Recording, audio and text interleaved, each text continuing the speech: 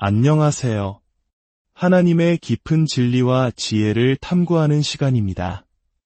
오늘 우리는 성경의 마지막 장들, 그 중에서도 가장 심오하고 때로는 두려움을 자아내는 주제인 마지막 때, 즉 종말에 관한 예언들을 함께 살펴보고자 합니다. 본격적인 이야기에 앞서 잠시 여러분의 마음을 모아주시면 감사하겠습니다. 만약 오늘 나누는 이 말씀이 여러분의 마음에 작은 울림이라도 준다면 좋아요를 눌러 하나님의 진리를 향한 여러분의 사랑을 표현해 주십시오.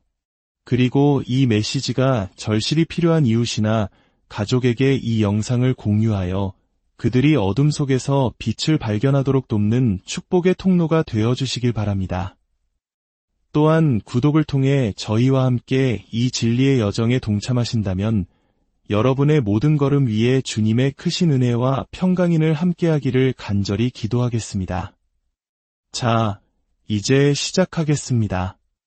종말에 관한 예언이란 무엇일까요? 우리는 정말 마지막 날들을 살고 있는 걸까요? 그 징조는 무엇이며 우리는 그 끝에 얼마나 가까이 와 있을까요? 지금 세상 어디를 둘러봐도 사람들은 같은 질문을 던지고 있습니다. 왜 세상은 이토록 와해되는 것처럼 느껴질까요?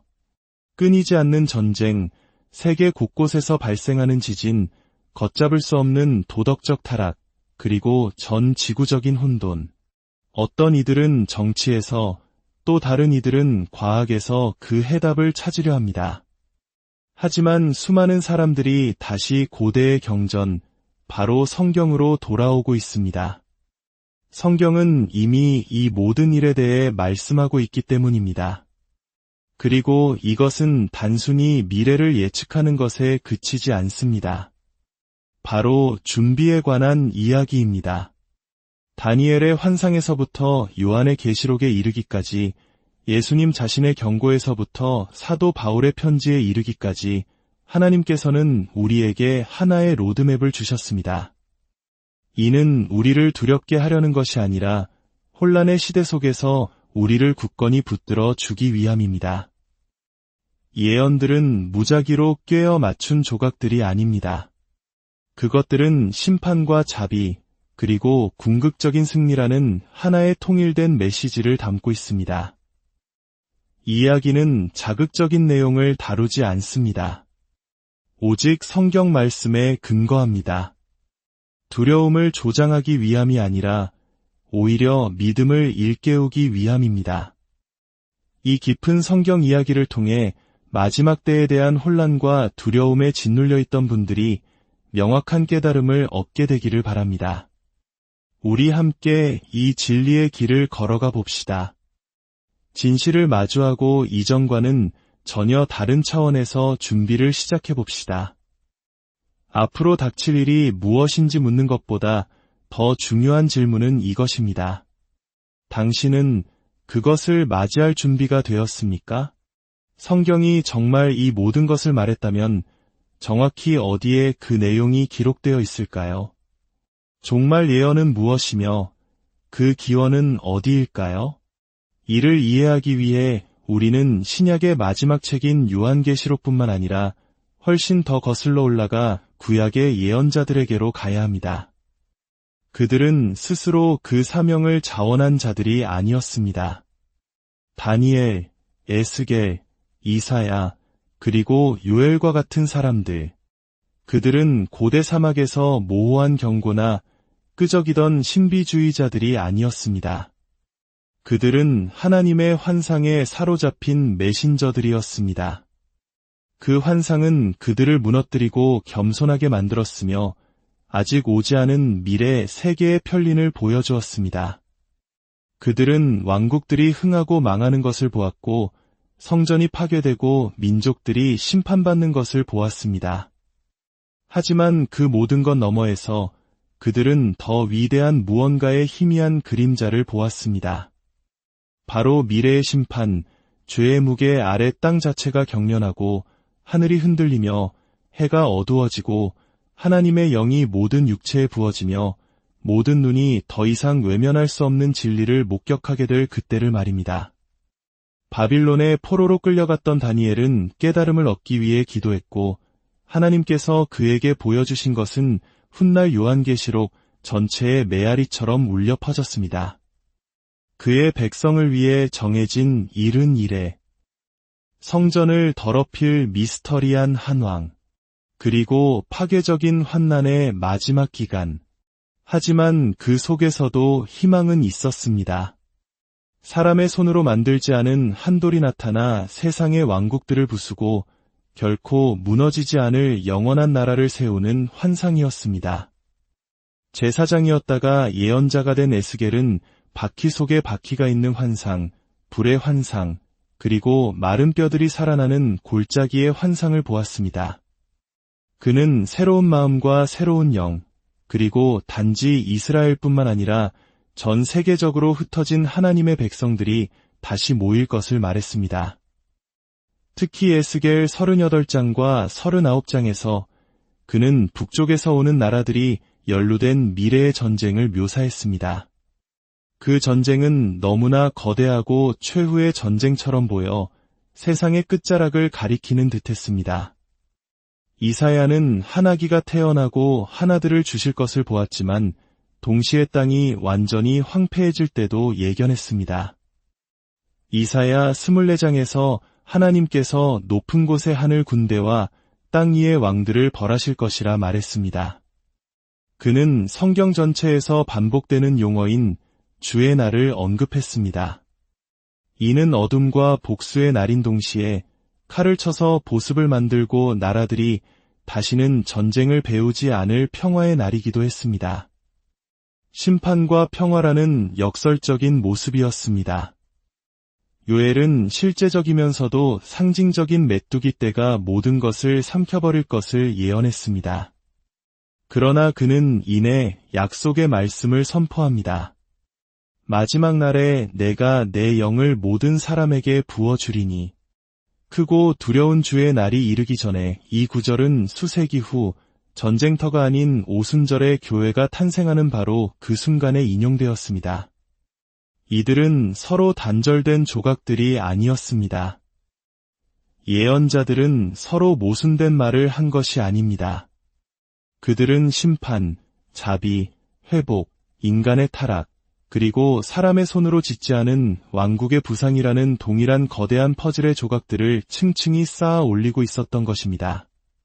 수백 년이 흐른 뒤 한 유대인 랍비가 제자들과 함께 예루살렘 성전을 걸어 나옵니다. 제자들은 웅장한 건축물에 감탄하고 있었지만 그는 제자들을 바라보며 말합니다. 너희가 이 모든 것을 보지 못하느냐? 돌 하나도 돌 위에 남지 않고 다 무너뜨려지리라. 그렇게 하나님의 아들 예수께서는 역사상 가장 두렵고도 가장 위안을 주는 설교 중 하나를 시작하십니다. 마태복음 24장, 마가복음 13장, 누가복음 21장은 각기 다른 메시지가 아닙니다. 그것들은 정확하게 일치하는 경고입니다. 예수님은 전쟁과 전쟁의 소문, 기근, 전염병, 지진에 대해 말씀하셨습니다. 하지만 그는 또한 속임수에 대해서도 경고하셨습니다.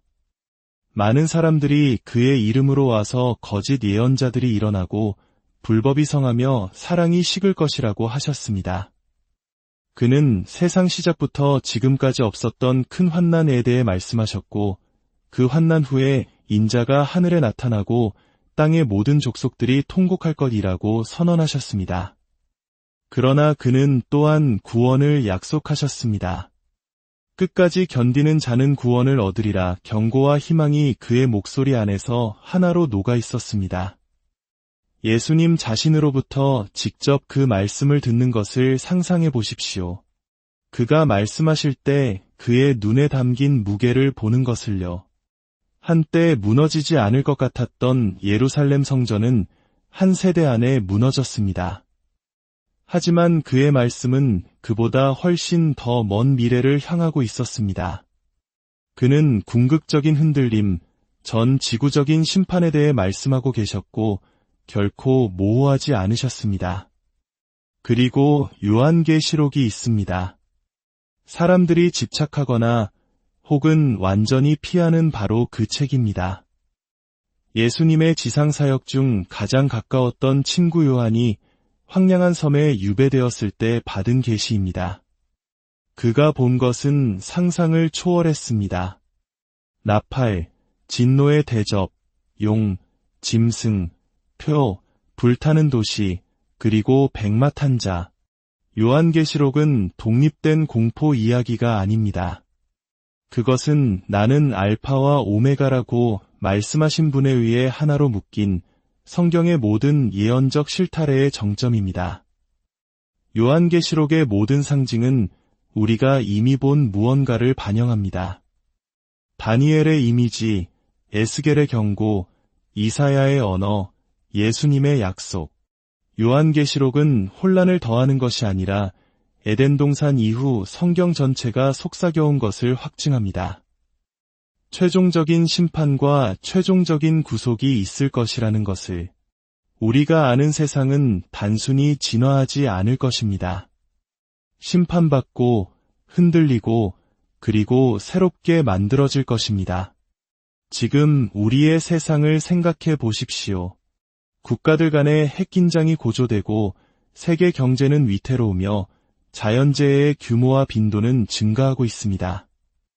인공지능은 윤리가 따라잡을 수 없는 속도로 발전하고 있습니다. 미디어, 정치, 심지어 종교계에서까지 대규모 속임수가 만연합니다. 예언들의 그림자가 길어지고 있음을 보기 위해 자극적인 헤드라인을 찾을 필요조차 없습니다. 그러나 우리가 반드시 기억해야 할 것이 있습니다. 성경의 예언은 공포를 조장하는 수단이 아닙니다. 그것은 하나님의 자비입니다. 하나님은 우리에게 무슨 일이 닥칠지 알려주실 의무가 없으셨습니다. 우리에게 지도를 빚지 않으셨지만 그는 우리에게 지도를 주셨습니다. 우리를 편집증적으로 만들려는 것이 아니라 준비시키기 위함입니다. 단지 혼돈에 대한 준비가 아니라 영광을 위한 준비입니다. 왜냐하면 마지막 때의 예언의 메시지는 단지 파멸이 아니기 때문입니다. 그것은 경이로움으로 이끄는 경고입니다. 승리 이전에 오는 떨림입니다. 아무도 멸망하지 않고 모두가 회개에 이르기를 원하시는 하나님의 자비입니다. 아모스서에서 하나님은 말씀하십니다. 주 여호와께서는 자기의 비밀을 그 종 선지자들에게 보이지 아니하시고는 결코 행하심이 없으시리라. 그는 자신의 계획을 숨기지 않으십니다. 우리를 그 계획 안으로 초대하고 계십니다. 요한계시록뿐만 아니라 창세기부터 말라기, 마태복음부터 데살로니가서에 이르기까지 이 구절들을 연결하기 시작하면 당신은 보게 될 것입니다. 끝은 끝이 아닙니다. 새로운 시작입니다. 어쩌면 더 나은 질문은 예언이란 무엇인가 또는 어디서 오는가가 아닐지도 모릅니다. 진짜 질문은 이것입니다. 이제 그 예언이 드러났으니 당신은 그것으로 무엇을 할 것인가? 예언 속의 패턴들을 보기 시작하면 그것들을 보지 않은 상태로 돌아가는 것은 불가능해집니다. 퍼즐 조각들이 맞춰지고 그것들은 단지 고대 책의 페이지에 머물러 있지 않습니다. 바로 지금 우리가 살고 있는 세상 속에서 메아리칩니다. 다니엘이 꿈꿨던 것, 예수님이 선포하셨던 것, 요한이 기록했던 것은 단지 신학적인 시가 아닙니다. 그것은 거울입니다. 그리고 우리가 감히 그 거울을 들여다볼 때 우리는 이 질문을 던지지 않을 수 없습니다. 우리는 마지막 날들을 살고 있는가? 제자들도 예수님께 비슷한 질문을 했습니다. 감람산에 앉아 그들은 말했습니다. 우리에게 이르소서 어느 때에 이런 일이 있겠사오며 또 주의 임하심과 세상 끝에는 무슨 징조가 있사오리이까? 마태복음 24장 3절입니다. 그 다음에 나온 것은 수수께끼가 아니었습니다. 예수님은 마치 베드로, 야고보, 요한뿐만 아니라 우리에게 말씀하시듯 분명하게 말씀하셨습니다.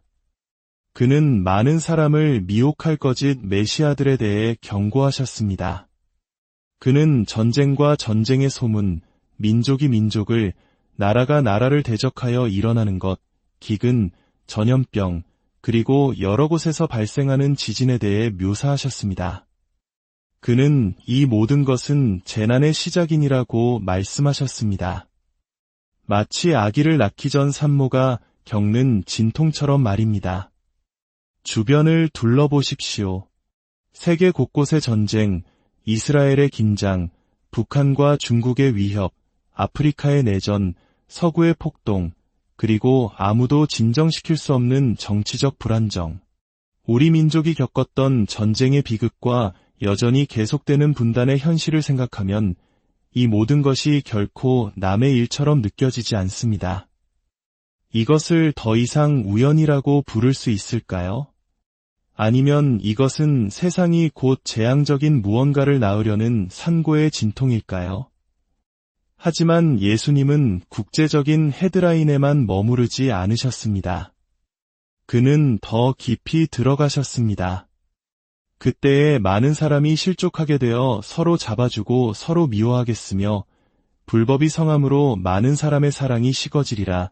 마태복음 24장 10대 12절입니다. 거리에서 그것을 느낄 수 있습니다. 친절은 경멸로, 용서는 분열로 대체되었습니다. 결혼이 무너지고 가정이 해체되며 사회가 와해되고 있습니다.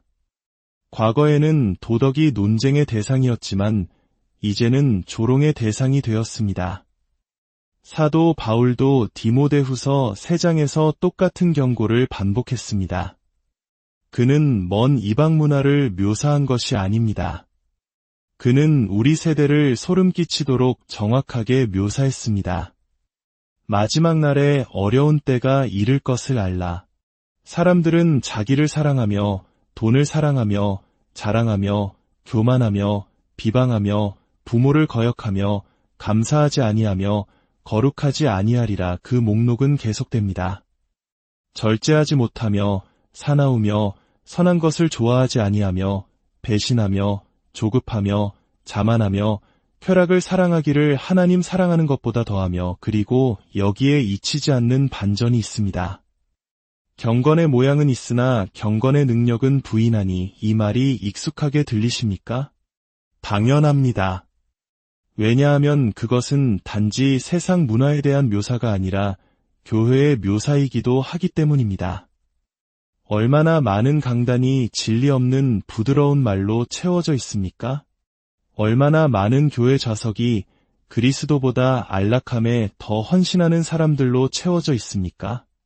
우리는 단지 어두워져가는 세상에 살고 있는 것이 아닙니다.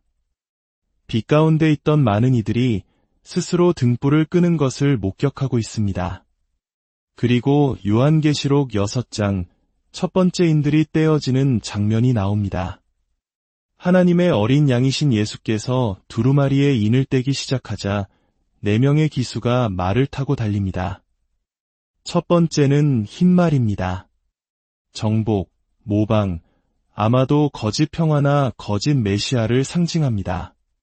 다음은 붉은 말, 전쟁입니다.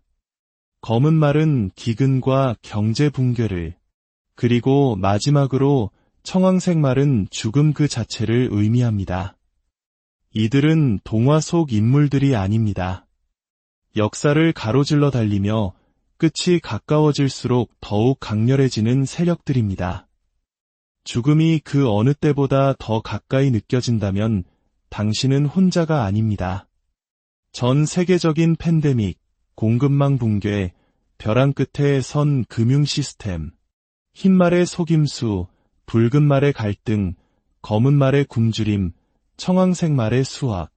이것들은 단지 은유일까요? 아니면 지금 이 순간에도 달리고 있는 현실일까요?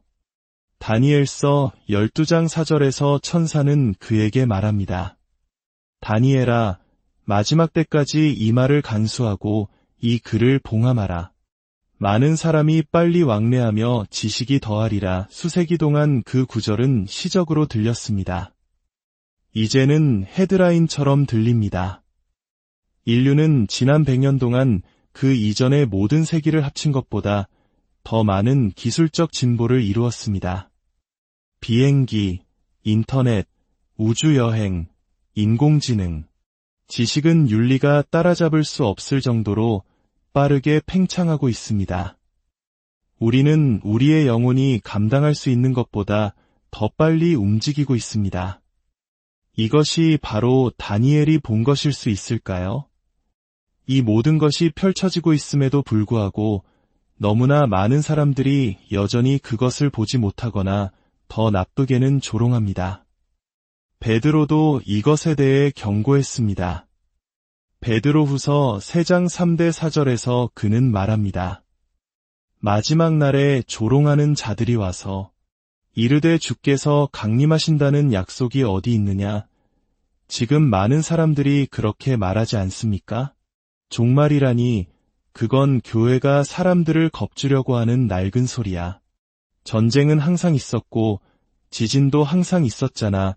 그들은 요점을 놓치고 있습니다. 예수님은 단 하나의 징조가 끝을 확증할 것이라고 말씀하지 않으셨습니다. 그는 그것들이 증가하고 한데 모이고 마지막 순간 전에 산통처럼 커질 것이라고 말씀하셨습니다. 우리는 예수님께서 언제인지 알아내라고 말씀하신 적이 없다는 것을 기억해야 합니다. 그는 우리에게 깨어있으라고, 충성스럽게 발견되라고, 정신을 차리고 지켜보라고 말씀하셨습니다. 마태복음 25장의 슬기로운 5처녀처럼 등불을 준비하고 기름을 채운 채 세상의 잔치에 정신 팔리지 않고 안락함에 잠들지 않고 거룩한 기대로 불타오르라고 하셨습니다. 냉혹한 진실은 이렇습니다. 많은 사람들이 나팔 소리를 알아차리기에는 너무 바쁘게 스크롤을 내리고 있을 것이고 시대의 징조를 분별하기에는 유행하는 주제에 너무 정신이 팔려 있을 것입니다. 그리고 더 많은 사람들은 흥분을 분별력으로 착각하여 진리 대신 음모론을, 변화 대신 시간표를 쫓을 것입니다. 그래서 여러분에게 묻습니다. 당신은 시대의 징조를 분별하고 있습니까? 아니면 그것들에 정신이 팔려 있습니까? 예언은 결코 취미가 되기 위해 주어진 것이 아닙니다. 그것은 거룩함을 향한 부르심이며 깨어있으라는 부르심입니다. 예수님은 바로 이 점에 대해 바리새인들을 꾸짖으셨습니다. 너희가 하늘의 모양은 분별할 줄 알면서 시대의 표적은 분별할 수 없느냐? 마태복음 16장 3절입니다. 그는 그들을 칭찬하신 것이 아닙니다. 그는 그들에게 경고하고 계셨습니다. 바로 눈앞에 있는 것을 놓치지 말라고. 징조들은 더 이상 미묘하지 않습니다. 그것들은 비명을 지르고 있습니다. 진통은 더 가까워지고 있습니다. 어둠은 짙어지고 있습니다. 그러나 새벽이 오고 있습니다.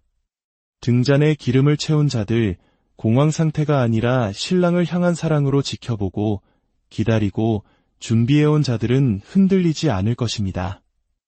우리는 날짜를 정하거나 도표를 그리거나 특정 인물의 이름을 거론하지 않습니다. 그러나 우리는 동굴 속의 햇불처럼 하나님의 말씀을 높이 듭니다. 그리고 벽이 흔들릴 때 우리는 온전한 확신을 가지고 선포합니다. 이 세상은 무너지고 있는 것이 아니라 제자리로 돌아가고 있는 것이다. 문제는 예수님이 오시느냐 마느냐가 아닙니다. 그는 오십니다. 진짜 질문은 그가 당신을 잠든 채로 발견하실 것인가 아니면 불타는 채로 발견하실 것인가입니다. 만약 징조들이 번쩍이고 예언이 펼쳐지는 무게 아래 세상이 떨고 있다면 그 다음엔 무슨 일이 일어날까요? 많은 사람들에게 그 질문은 성경 전체에서 가장 논쟁이 많고 기대되며 오해받는 사건 중 하나, 바로 휴거로 생각을 이끕니다. 휴거라는 단어 자체도 논쟁을 불러일으킵니다. 어떤 이들은 그게 진짜인가? 라고 묻고 다른 이들은 언제인가? 라고 요구합니다. 하지만 아마도 더 깊은 질문은 언제 일어나든 당신은 준비되었는가? 일 것입니다. 대부분의 성경에서 휴거라는 단어를 직접 찾을 수는 없지만 그 개념은 본문에서 수정처럼 명확합니다.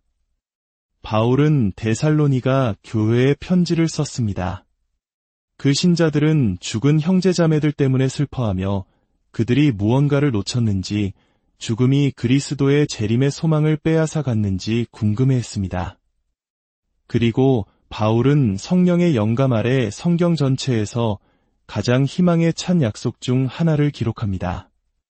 형제들아, 자는 자들에 관하여는 너희가 알지 못함을 우리가 원하지 아니하노니 이는 소망 없는 다른 이와 같이 슬퍼하지 않게 하려 함이라. 우리가 예수께서 죽으셨다가 다시 살아나심을 믿을진대 이와 같이 예수 안에서 자는 자들도 하나님이 그와 함께 데리고 오시리라. 주께서 호령과 천사장의 소리와 하나님의 나팔 소리로 친히 하늘로부터 강림하시리니 그리스도 안에서 죽은 자들이 먼저 일어나고 그 후에 우리 살아남은 자들도 그들과 함께 구름 속으로 끌어올려 공중에서 주를 영접하게 하시리니 그리하여 우리가 항상 주와 함께 있으리라. 데살로니가전서 4장 13대 17절입니다. 바로 거기에 있습니다. 끌어올려. 라틴어 성경에서는 이 단어가 랍투로이며 우리가 랩처라는 단어를 얻게 된 곳입니다. 이것은 신화나 은유가 아닙니다. 그것은 한순간 신적인 개입, 하늘을 가르는 나팔 소리이며 그 순간 살아있는 자와 죽은 자 모두의 신실한 자들이 점진적으로나 상징적으로가 아니라 실제로 공중에서 그리스도께로 모이는 것입니다. 바울은 고린도 교인들에게도 같은 신비를 이야기합니다. 보라, 내가 너희에게 비밀을 말하노니 우리가 다 잠 잘 것이 아니요 마지막 나팔의 순식간에 호련히 다 변화되리니 나팔 소리가 남의 죽은 자들이 썩지 아니할 것으로 다시 살아나고 우리도 변화되리라. 고린도전서 15장 51대 52절입니다. 그 순간은 얼마나 놀라울까요? 단지 부활이 아니라 변화입니다. 죽을 것이 죽지 않음을 입고 썩을 것이 영광을 입는 것입니다. 눈 깜짝할 사이에 영원이 시작됩니다. 하지만 여기서 논쟁이 시작됩니다. 이 휴거는 요한계시록과 다니엘서에 묘사된 큰 고난과 심판의 시기인 환난과 관련하여 언제 일어날까요? 교회는 수세기 동안 그 질문과 씨름해왔습니다. 성경은 우리에게 조각들을 주지만 날짜가 찍힌 시간표를 주지는 않습니다. 어떤 이들은 환난 전 휴거를 믿습니다. 그리스도께서 7년 환난이 시작되기 전에 그의 교회를 위해 오실 것이라는 견해입니다. 이 관점은 신자들이 다가올 진노로부터 구원받아 인이 떼어지고 심판이 쏟아지기 전에 들림 받을 것이라고 주장합니다. 이는 요한계시록 3장 10절과 같은 구절에 뿌리를 두고 있습니다. 예수님께서 신실한 빌라델비아 교회에 내가 또한 너를 지켜 시험의 때를 면하게 하리니 이는 장차온 세상에 임하여 땅에 거하는 자들을 시험할 때라 고 말씀하신 구절입니다. 다른 이들은 환난 중 휴거를 지지합니다. 교회가 환난의 일부를 겪지만 가장 강렬한 심판, 즉 대환난이 시작되기 전인 중간 지점에서 들림 받을 것이라는 견해입니다. 그들은 요한계시록 11장에서 부활하여 구름 속으로 들림받는 두 증인을 그 예로 듭니다. 그리고 또 다른 이들은 환난 후 휴거를 믿습니다. 교회가 전체 환난을 견뎌낼 것이며 휴거와 재림은 동시에 일어나는 사건이라는 것입니다. 이 견해는 마태복음 24장 29대 31절과 같은 구절을 강조합니다. 예수님께서 그날 환난 후에 큰 나팔 소리와 함께 천사들을 보내어 그의 택하신 자들을 모을 것이라고 말씀하셨기 때문입니다. 그렇다면 어느 것이 맞을까요? 환난 전, 중, 후. 냉혹한 진실은 신실하고 경건한 학자들이 이 각각의 견해에 도달했다는 것입니다. 우리가 성경을 탐구하고 주장을 세우고 명확성을 갈망할 수는 있지만 예수님의 말씀은 우리의 시간표보다 더 크게 울려 퍼집니다. 준비하라, 깨어있으라, 신실하라. 그는 날짜를 알아내라고 말씀하지 않으셨습니다. 그는 방심한 채로 발견되지 말라고 하셨습니다. 왜냐하면 나팔 소리가 흔들림이 시작되기 전에 울리든 그 중간에 울리든 연기가 거친 후에 울리든 그 소리는 반드시 울릴 것이기 때문입니다. 그리고 그 소리가 울릴 때 준비할 시간은 없을 것입니다. 당신은 준비되어 있거나 그렇지 않거나 둘 중 하나일 것입니다. 노아를 생각해 보십시오. 하나님은 비 한 방울 내리기 오래전에 그에게 경고하셨습니다. 세상이 조롱하는 동안 그는 방주를 지었습니다. 그들이 결혼하고 파티하고 일하고 계획하는 동안 그는 순종했습니다. 그리고 첫 빗방울이 땅에 떨어졌을 때 문은 이미 닫혀 있었습니다. 예수님은 마태복음 24장에서 바로 그 이야기를 사용하셨습니다. 노아의 때와 같이 인자의 임함도 그러하리라. 홍수가 나서 그들을 다 멸하기까지 깨닫지 못하였으니 인자의 임함도 이와 같으리라. 당신은 당신의 방주를 짓고 있습니까? 아니면 폭풍이 오지 않을 것처럼 살고 있습니까? 우리의 삶은 기다려주지 않습니다. 사람들은 이미 편을 가르고 안락함의 신에게 절하거나 십자가에 매달리고 있습니다. 서구 세계에서는 그 도전이 더 미묘합니다. 안일함, 산만함, 지연. 마지막 때의 가장 큰 속임수는 표나 사람이 아닐 것입니다. 그것은 당신에게 시간이 더 있다는 거짓말일 것입니다. 성경은 호기심을 채우기 위해 예언을 주지 않습니다. 긴급함을 불어넣기 위해 줍니다. 바울은 데살로니가전서의 그 휴거 구절을 이렇게 마무리합니다. 그러므로 이러한 말로 서로 위로하라, 서로 논쟁하지 말고 위로하라고 합니다. 휴거는 단지 구조 임무가 아니라 결혼 행렬이기 때문입니다.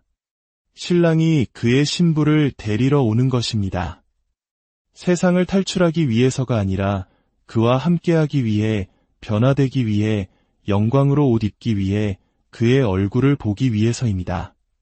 그러므로 그가 혼돈 전에 오시든, 불 가운데 오시든, 폭풍 후에 오시든, 바위 위에 당신의 삶을 세우는 대신 당신의 주장을 세우는데 붙잡히지 마십시오. 당신의 등불이 타오르게 하십시오. 당신의 기름이 넘치게 하십시오. 그리고 당신이 환난 전에 일어나든 흔들리지 않는 믿음으로 그 환난을 통과하든 당신이 지켜보고 기다렸으며 나팔이 울렸을 때 준비되어 있었다고 말해지게 하십시오. 휴거가 신부를 구름으로 부르는 나팔이라면 그 뒤에 따르는 것은 땅을 깨우는 천둥입니다. 만약 사랑의 하나님이 지구가 대환난이라 불리는 시간을 겪도록 허락하시는지 궁금하다면 당신은 혼자가 아닙니다. 그것은 성경에 묘사된 가장 소브링하고 영혼을 찢는 그러면서도 이상하게 희망에 찬 기간 중 하나입니다. 왜냐하면 그것은 단지 심판이 아니라 정의이기 때문입니다. 단지 진노가 아니라 정련입니다. 단지 혼돈이 아니라 막이 내리기 전 마지막으로 집으로 돌아오라는 부르심입니다. 그것을 이해하기 위해 우리는 다니엘에게 주어진 예언으로 돌아가야 합니다. 다니엘 9장에서 천사 가브리엘이 나타나 다니엘의 백성과 도시를 위해 정해진 70일해를 설명합니다. 그러나 이것은 7일짜리 주가 아니라 상징적인 해입니다. 70번의 7년, 총 490년입니다. 가브리엘은 그중 69일해가 메시아의 오심으로 이어질 것이며 그 후에 그가 끊어질 것이라고 말합니다. 정확히 그렇게 되었습니다. 예수님은 정해진 때에 오셨고 이스라엘에게 거부당하고 십자가에 못 박히셨습니다. 그러나 한 일에, 즉 마지막 7년이 아직 성취되지 않은 채 남아 있습니다. 시간표의 일시정지, 그리고 바로 그 마지막 7년의 기간을 우리는 지금 대환난이라고 부릅니다. 이 7년의 기간은 세상의 마지막 모래시계이며 팡파르와 함께가 아니라 속임수와 함께 시작됩니다. 요한계시록 6장에서 18장에 걸쳐 두루마리가 펼쳐지고 심판이 쏟아집니다. 나팔, 대접. 그것은 점진적으로 시작되지만 그렇게 머물지 않습니다. 지정학적 진동으로 시작된 것이 세계적인 붕괴가 됩니다. 종교적 혼란으로 시작된 것이 전 세계적인 악의 숭배가 됩니다. 저항으로 시작된 것이 공개적인 반역이 됩니다. 그리고 그 모든 것을 통해 하늘은 침묵하지 않습니다. 하늘은 지켜보고 있고 개입하고 있습니다. 하루 품삯으로 빵 한 덩어리를 사는 파괴적인 경제 붕괴, 소설이 아니라 심판의 보좌 자체에서 풀려난 재앙과 악마적인 세력들. 물은 피로 변하고 해는 사람을 태우며 어둠이 퍼집니다. 사람들은 보좌에 앉으신 이의 얼굴을 피하기 위해 바위가 자기들 위에 떨어지기를 외칩니다. 이것은 단지 상징적인 것이 아니라 초자연적인 것입니다. 땅은 신음하는 것이 아니라 경련하고 있습니다. 심판은 무작위가 아니라 의로운 것입니다. 하지만 왜일까요? 왜 하나님은 세상이 그렇게 끔찍한 기간을 겪도록 허락하실까요? 왜냐하면 이것은 처벌을 위한 처벌이 아니기 때문입니다. 이것은 정화이며 흔들림이며 드러냄입니다. 불타는 집에 서 있다고 상상해 보십시오. 연기가 폐를 채우고 지붕이 무너지기 직전입니다. 그런데 당신은 도망치는 대신 시간이 있다고 생각하며 자리에 앉아 있습니다. 그 순간 선한 아버지는 무엇을 할까요? 속삭일까요? 아니면 문을 부수고 테이블을 뒤엎고 침묵을 깨고 아직 기회가 있을 때 나가 라고 외칠까요? 환난은 바로 그 순간입니다. 불길 한가운데서 베푸는 마지막 자비입니다. 우리는 하나님을 침묵시키고 학교에서 그를 쫓아내고 그의 말씀을 조롱하고 자신을 하나님으로 높인 세상에 살고 있습니다. 그럼에도 불구하고 그는 경고 없이 판을 깨끗이 지우지 않으십니다. 그는 증인들을 세우시고 천사들을 보내 복음을 선포하게 하시며 인간의 교만을 흔들기 위해 재앙을 보내십니다. 그것은 심판이지만 동시에 초대이기도 합니다. 왕국이 오기 전 마지막 흔들림입니다. 그리고 이스라엘, 이스라엘. 너무나 많은 예언이 세상이 이상한 집착으로 지켜보는 이 작은 땅 조각을 중심으로 합니다. 왜일까요? 하나님이 그녀를 향한 일을 마치지 않으셨기 때문입니다.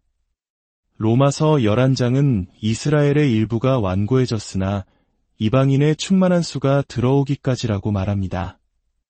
그러나 환난 속에서 무언가 변합니다.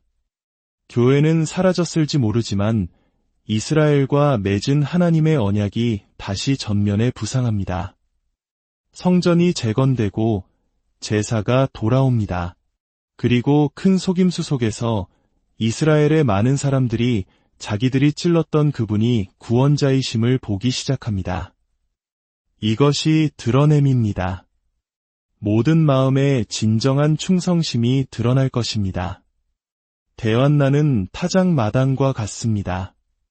알곡과 쭉정이, 진짜와 가짜, 빛과 어둠.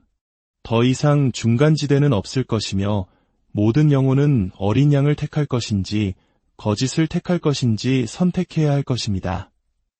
그리고 이 기간 동안 믿는 자들에게는 많은 고난이 있을 것이라고 성경은 분명히 말합니다. 많은 이들이 죽을 것입니다. 하지만 지금 이 모든 것을 어떻게 받아들여야 할까요? 우리는 기묘한 은혜의 순간에 살고 있습니다. 문은 아직 열려 있습니다. 나팔은 아직 울리지 않았습니다. 진노는 아직 쏟아지지 않았습니다. 당신이 쉬는 모든 숨결은 하나님이 여전히 탕자를 집으로 부르고 계시다는 증거입니다. 세상의 혼돈에 압도당하고 있을지도 모릅니다. 그러나 그것을 파괴로 착각하지 마십시오. 그것은 신적인 개입입니다. 하나님은 휘장을 걷고 기초를 흔들어 흔들리지 않는 것이 남게 하십니다. 히브리서 12장은 말합니다. 또 한 번 내가 땅만 아니라 하늘도 진동하리라. 이는 흔들리지 아니하는 것을 영존하게 하기 위함이라. 환난은 올 것입니다. 불은 떨어질 것입니다. 그러나 그리스도 안에 숨은 자들은 결코 그 진노를 마주하지 않을 것입니다. 그리고 그 속에서 믿음을 갖게 된 자들조차도 가장 어두운 밤의 별처럼 빛날 것입니다. 심판 속에서도 하나님은 구속의 이야기를 쓰시기 때문입니다. 세상이 흔들릴 때 사람들은 구원자를 찾기 시작합니다.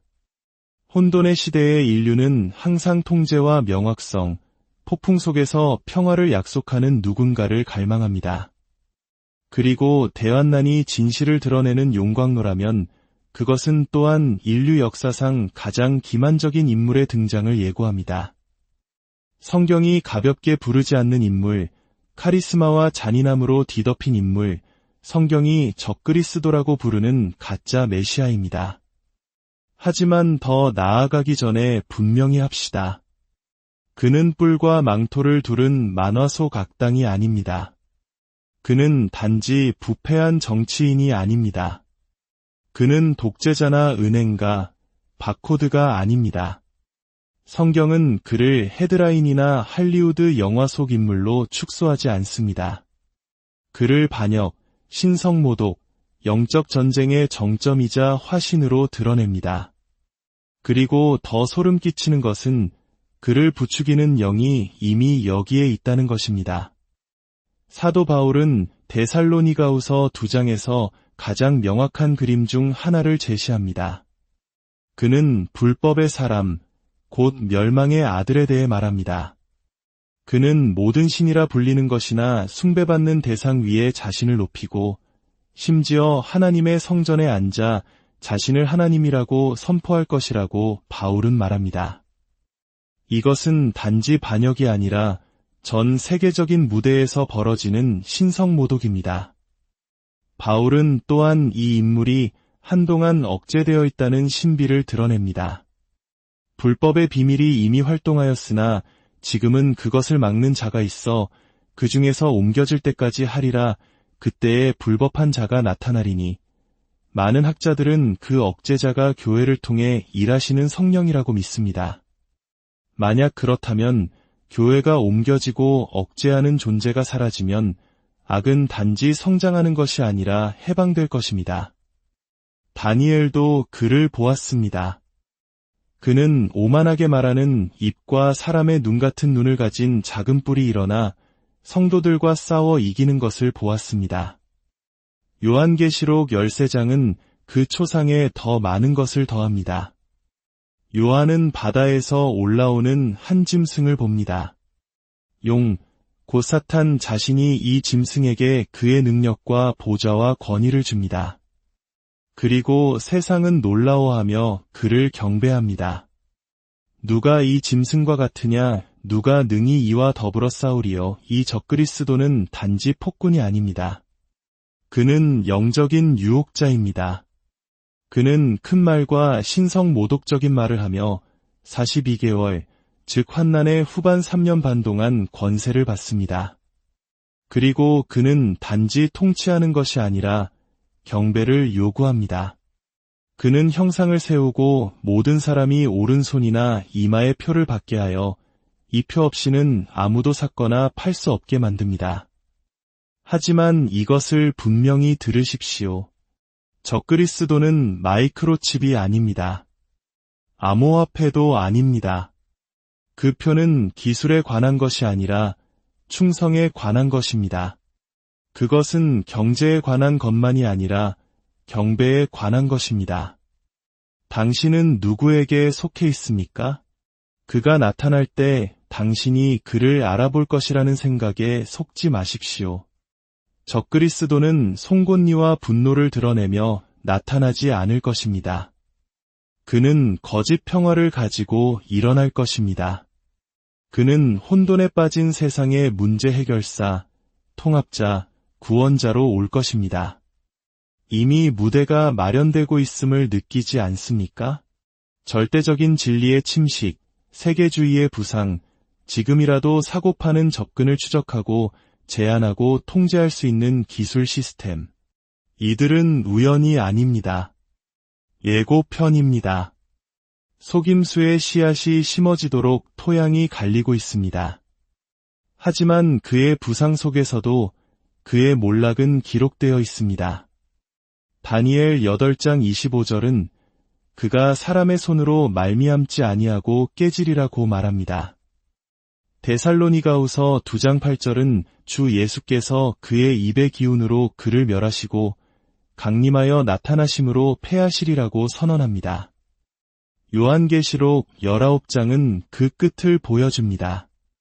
예수께서 백마를 타고 돌아오실 때 짐승과 거짓 선지자는 사로잡혀 산채로 불못에 던져집니다.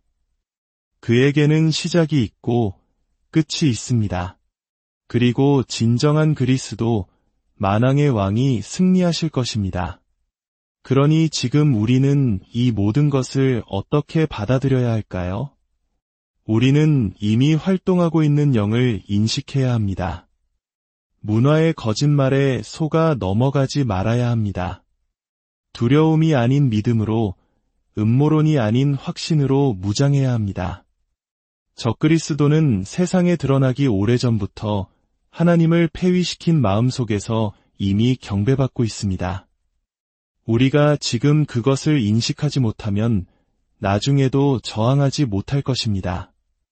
지금은 한 사람을 찾을 때가 아닙니다. 이미 보좌에 앉아 계신 분을 찾을 때입니다. 적그리스도는 일어날지 모르지만 그의 날은 정해져 있고 전에도 계셨고 지금도 계시고 장차 오실 이가 영원히 통치하실 것이기 때문입니다. 적그리스도가 일어나고 세상이 거짓 구세주를 축하할 때 하늘의 장면은 바뀝니다. 7인으로 봉인된 두루마리가 나옵니다. 유다 지파의 사자가 앞으로 나설 때까지 하늘이나 땅에서 아무도 그것을 열 자격이 없습니다. 죽임 당하셨던 어린 양, 예수께서 두루마리를 받으십니다. 그리고 그가 인을 떼실 때 끝은 단지 시작되는 것이 아니라 가속화됩니다. 요한계시록 6장에서 천내인이 떼어지면서 4명의 기수가 땅을 가로질러 천둥처럼 달립니다. 역사상 묵시록의 4기수로 알려진 이들입니다. 첫 번째는 흰말을 탄 자입니다. 언뜻 보면 그리스도처럼 보입니다. 그러나 속지 마십시오. 그는 평화의 왕이 아닙니다. 이것은 모조품, 위조품, 거짓 희망의 대가입니다. 이 기수는 속임수를 나타냅니다. 그는 무력이 아니라 유혹으로 정복합니다. 전쟁의 기초를 닦으면서 평화를 약속합니다. 그 다음 붉은 말이 옵니다. 그 기수에게는 땅에서 평화를 죄하고 사람들이 서로 죽이게 하는 권세가 주어집니다. 그는 큰 칼을 가지고 있습니다. 이것은 전쟁입니다. 전장에서 싸우는 종류뿐만 아니라 도시를 분열시키고 가정을 나누고 혁명을 일으키는 폭력의 영입니다. 다음으로 검은 말이 질주합니다. 기수의 손에는 저울이 들려 있습니다. 이것은 기근과 경제 붕괴의 기수입니다. 생존의 대가가 치솟습니다. 인플레이션이 급등하고 공급망이 무너집니다. 수백만 명이 위기 직전의 삶을 살고 있습니다. 그리고 청황색 말이 옵니다. 그 기수의 이름은 사망입니다. 하데스가 그 뒤를 바짝 따릅니다. 이것은 상징이 아니라 문자 그대로입니다. 전쟁, 기근, 질병, 재앙, 모든 것이 이 기수에게서 궁극적인 목적지를 찾습니다. 그러나 이 네 기수가 달리는 동안에도 어린 양이 인을 떼기 전까지는 움직이지 않습니다. 그 세부 사항이 모든 것을 바꿉니다. 예수님은 역사에 반응하시는 것이 아니라 역사를 풀어놓고 계십니다. 그는 목적을 가지고 정밀하게 주권적으로 심판을 조율하고 계십니다. 어쩌면 불안하게 만들 수도 있지만 동시에 흔들리지 않게 만들어야 합니다. 예수님이 인을 떼시는 분이라면 세상이 두려워하는 세력들조차도 그의 통제 밖에 있는 것은 아무것도 없기 때문입니다. 그들이 임무를 마치면 나사로를 무덤에서 부르신 바로 그 목소리에 의해 침묵하게 될 것입니다. 네 기수가 달립니다. 인이 떼어집니다. 세상은 신음합니다. 하지만 이야기는 이렇게 끝나지 않습니다. 심판이 내리고 어둠이 땅을 덮지만 혼돈이 절정에 달할 때조차 하늘은 움직이기 시작합니다. 하늘은 단지 우는 것이 아니라 열리고 있습니다. 그리고 그 마지막 천둥 같은 순간 한때 나귀를 타고 예루살렘에 입성하며 그 백성을 위해 우셨던 그분은 이제 슬픔이 아닌 주권으로 돌아오십니다.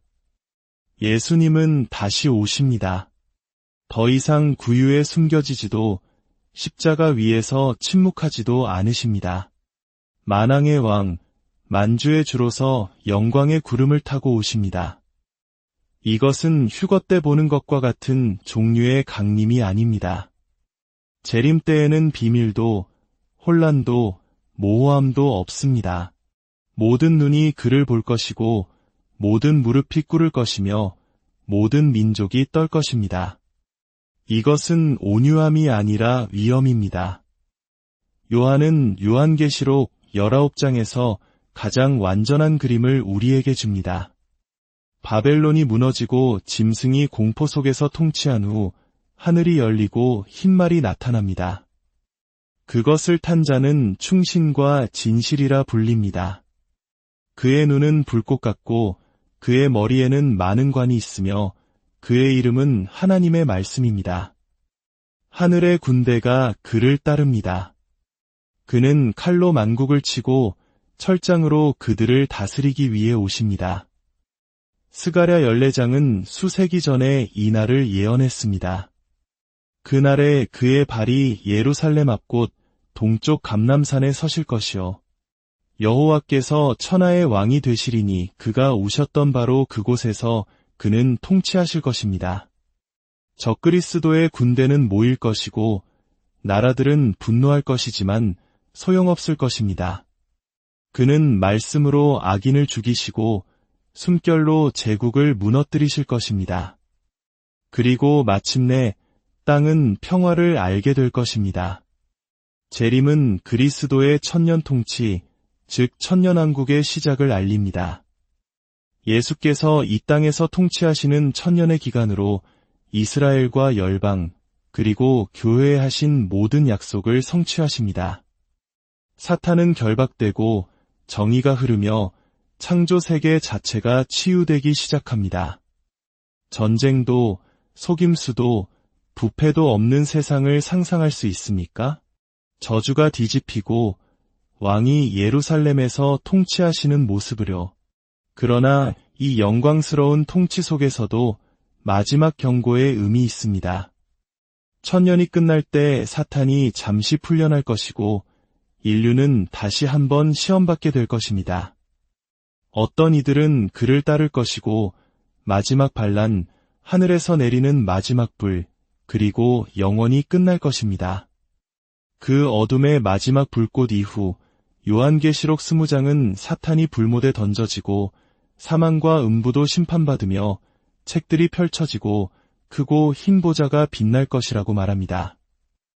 어린 양의 생명책에 기록되지 않은 자들은 쫓겨날 것입니다. 정의가 완성되고 그리고 새 하늘과 새 땅, 더 이상 눈물도 죽음도 저주도 없는 곳, 하나님의 장막이 사람들과 함께 있을 것입니다. 그러나 그 모든 것, 천년, 심판, 새로운 창조는 이 하나의 진리에 달려 있습니다. 그는 다시 오십니다. 그리스도의 재림은 단지 신학적 교리가 아닙니다. 그것은 안개를 뚫고 타오르는 희망입니다. 모든 불의가 바로잡히고, 모든 눈물이 닦이고, 모든 무덤이 비워지고, 모든 거짓말이 침묵하게 될 것이라는 희망입니다.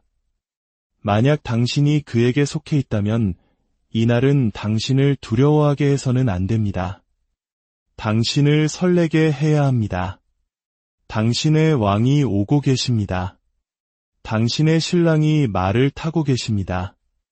당신의 구속이 가까이 오고 있습니다. 그러나 만약 당신이 이 세상, 그 안락함, 그 반역, 그 사라져가는 왕관에 매달리고 있다면 당신은 종교에 저항하는 것이 아니라 왕에게 대항하는 것입니다. 그리고 언젠가 준비되었든 아니든 당신은 그를 보게 될 것입니다. 예수 그리스도의 재림은 하늘과 땅을 흔들 것입니다.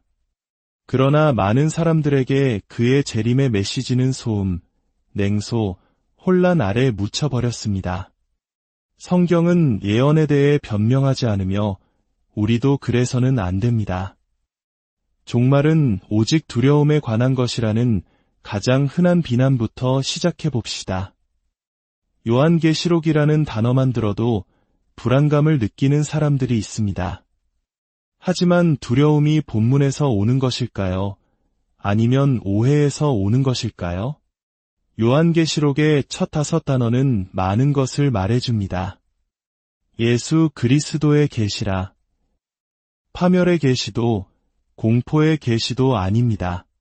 어린 양, 심판자, 다시 오시는 왕이신 예수의 계시입니다.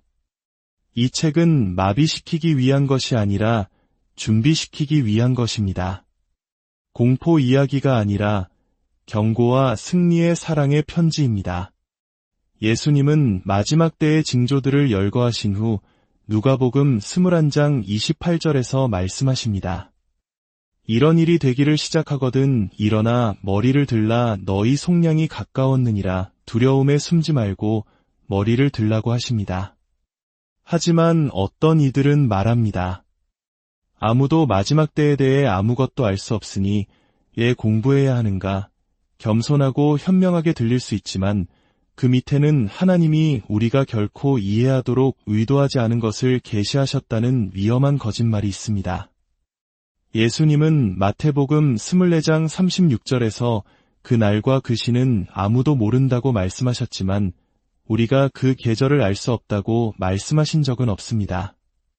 사실 그는 시대의 징조를 분별하지 못하는 종교 지도자들을 꾸짖으셨습니다.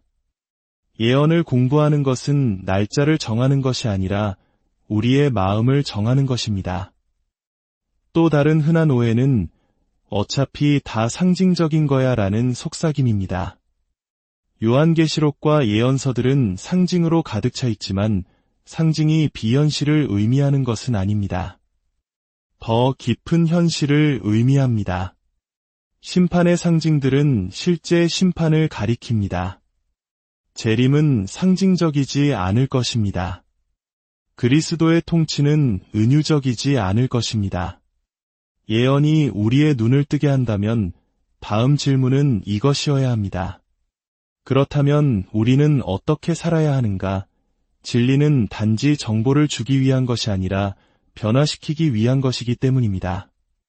그리고 이제 우리가 오해의 장막을 걷어내고 신화를 꿰뚫어보고 펼쳐지는 하나님의 계획을 정면으로 바라보았으니 진짜 시험은 우리가 아는 것이 아니라 우리가 어떻게 걷느냐에서 시작됩니다.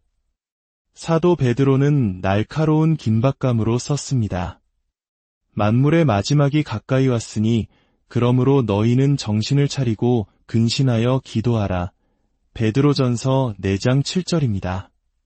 공황에 빠지거나 항의하거나 후퇴하지 말고 기도하고 지켜보고 깨어있으라고 합니다. 시간이 짧다는 것을 아는 것에는 사람을 정련시키는 무언가가 있습니다. 그것은 잡념을 태워버리고 무엇이 중요한지를 명확하게 하며 영혼을 우리 눈앞에 다시 놓습니다. 마태복음 25장의 10처녀 비유를 기억하십시오.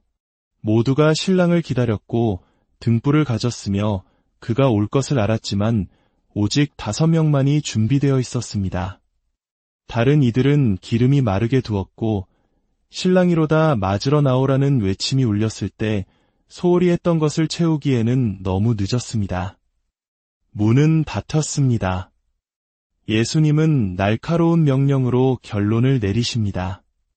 그런즉 깨어있으라 너희는 그 날과 그때를 알지 못하느니라. 그들을 문 밖에 있게 한 것은 반역이 아니었습니다. 그것은 태만이었습니다. 나중에 시간이 있을 것이라는 안일한 가정이었습니다. 그것이 오늘날 우리의 위험입니다. 하나님에 대한 공개적인 증오가 아니라 조용한 무관심, 미지근한 사랑입니다.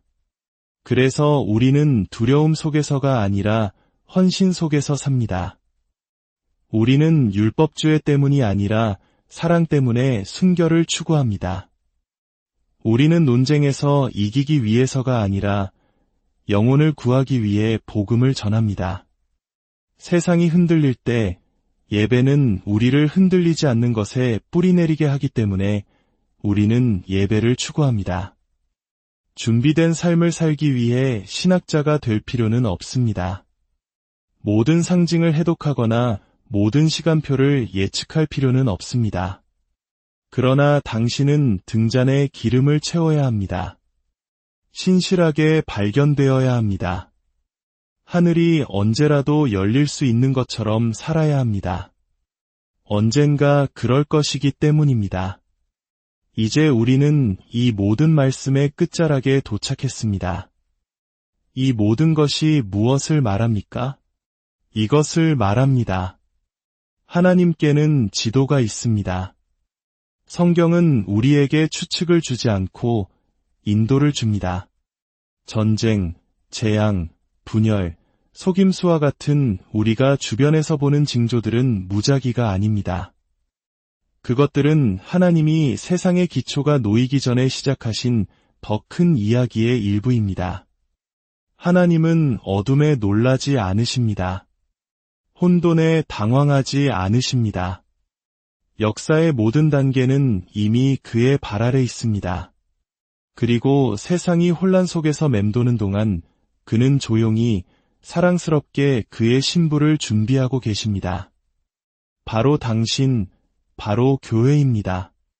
이제 이 모든 것의 핵심은 지식이 아니라 태도, 준비, 관계입니다. 마지막 때의 모든 소음 속에서 예수님은 우리에게 날카롭게 개인적인 질문을 던지셨습니다. 그리고 이제 제가 여러분에게 그 질문을 드립니다. 만약 예수님께서 오늘 돌아오신다면 그는 당신을 깨어있는 채로 발견하실까요? 아니면 산만한 채로 발견하실까요? 그는 당신의 등잔에 기름이 가득한 것을 보실까요? 아니면 빌릴 수 없는 것을 빌리러 달려가는 것을 보실까요? 그는 당신을 뜨거운 자로 발견하실까요? 아니면 미지근한 자로 발견하실까요? 영적 무관심의 시대는 끝났습니다. 안일한 기독교의 시대는 끝났습니다. 왕은 팬들을 위해 오시는 것이 아닙니다. 그는 지켜보고 기다리며 사랑으로 불타고 진리의 닻을 내리고 그 시간을 깨어있는 신부를 위해 오십니다. 자, 이제 함께 기도합시다. 주 예수님, 저희는 떨림과 소망으로 주님 앞에 섭니다. 저희는 징조를 보고 산통을 느낍니다. 세상은 흔들리지만 주님의 말씀은 굳건히 서 있습니다. 주님은 알파와 오메가시요, 처음과 마지막이십니다. 주님께서 말씀하신 것을 이루실 것을 저희는 믿습니다. 그러므로 저희에게 보는 눈과 듣는 귀를 주시옵소서. 저희가 잠들지 않는 백성이 되게 하소서.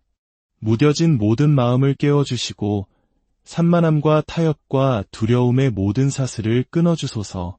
주님의 교회에 분별력을 부어주시어 단지 날짜와 도표를 아는 것이 아니라 지혜롭게 걷고 진리를 인식하고 속임수에 저항하며 어둠 속에서 빛나게 하소서. 저희가 공황이 아닌 평화의 백성, 두려움이 아닌 긴박함의 백성, 유행이 아닌 진리의 백성이 되게 하소서. 저희의 마음이 첫사랑으로 다시 불타게 하소서. 주님, 이 말씀을 듣는 모든 사람을 위해 기도합니다. 그들의 믿음을 강하게 하시고 그들의 등잔에 기름을 채워주시며 그들이 바로 이와 같은 때를 위해 태어났음을 상기시켜 주소서. 나팔 소리가 가까워질 때 저희가 단지 심판을 피하기 위해서가 아니라 기쁨으로 주님을 얼굴과 얼굴로 마주할 준비가 되게 하소서. 잃어버린 자들, 탕자들, 회의론자들을 위해 기도합니다. 그들의 눈을 열어주시고 그들의 사슬을 끊어주시며 그들을 집으로 불러주소서. 그리고 저 하늘이 열리고 주님께서 능력과 영광으로 돌아오실 때까지 저희는 지켜볼 것입니다. 저희는 기도할 것입니다. 저희는 인내할 것입니다. 그리고 저희는 온 마음을 다해 주님을 사랑할 것입니다. 죽임 당하신 어린 양, 다시 오실 왕이신 예수 그리스도의 이름으로 기도합니다.